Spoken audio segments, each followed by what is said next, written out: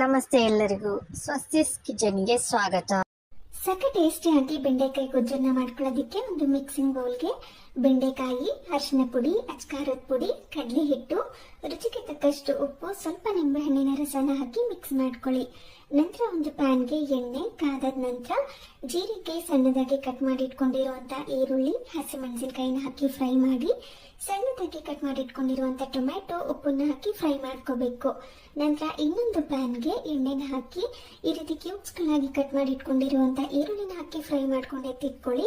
ಅದೇ ಪ್ಯಾನ್ಗೆನೆ ಈ ಬೆಂಡೆಕಾಯಿನ ಹಾಕಿ ಫ್ರೈ ಮಾಡ್ಕೊಳ್ಳಿ.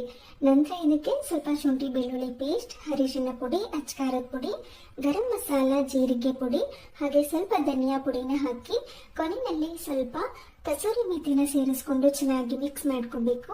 ಟೊಮೆಟೊ, ಈರುಳ್ಳಿ ಎಲ್ಲ ತುಂಬಾ ಚೆನ್ನಾಗಿ ಬೆಂದಿರಬೇಕು.